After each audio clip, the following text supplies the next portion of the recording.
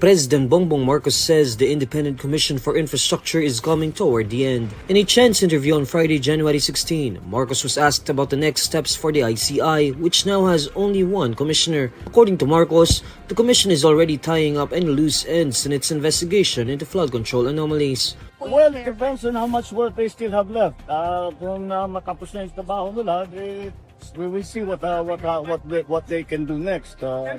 But they really are coming to the end. Lahat ng kailangan imbestigahan nila. Maybe there are one or two other loose ends that they have to clear up. Marcos says no decision has been made yet on appointing new commissioners. The president notes that appointing new commissioners will depend on how much work the super body has left.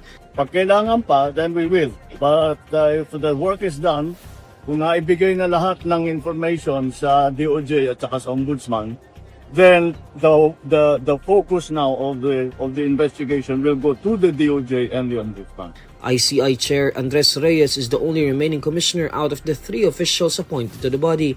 The 2 other commissioners, former Public Works Secretary Rogelio Singson and Rosana Fajardo, resigned in December. In September, the President issued Executive Order No. 94 creating the 3-member ICI. The body was tasked to investigate all public infrastructure projects from 2015 to 2025.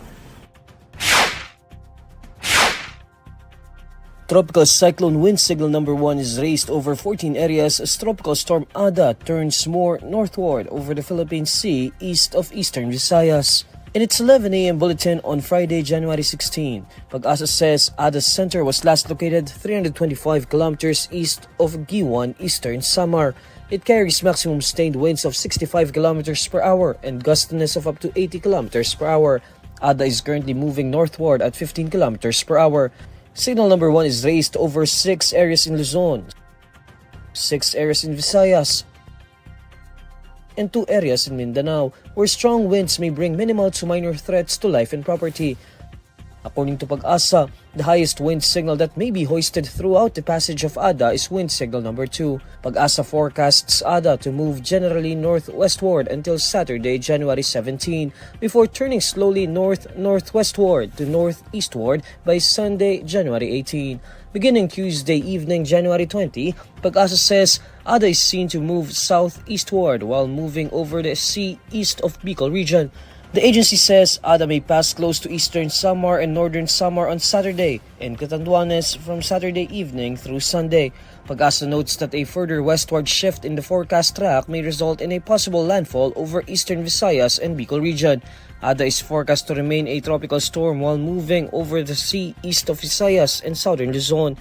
Pag-asa reiterates that heavy rainfall and severe winds may still be experienced in localities outside the landfall point and the forecast confidence cone.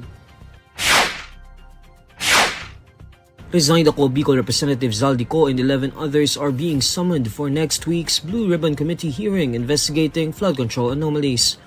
In a message Thursday night, January 15, Senate President Tito Sotto says he issued 12 subpoenas ad testificandum. Apart from Co, the panel is also summoning former Public Works Secretary Manuel Bonoan, Commission on Audit Commissioner Mario Lipana, and former Education Undersecretary Trigiv Olivar, among other individuals.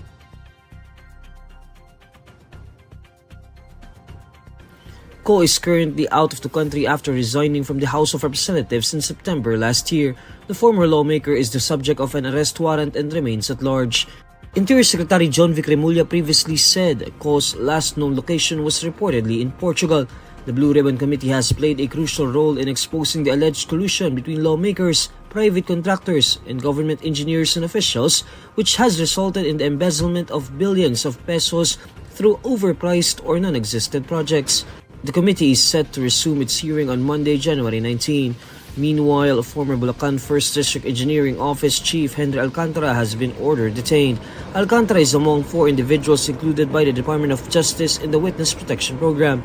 Sotto says Alcantara remains in Senate custody, adding that the upper chamber will tackle its next steps on Monday.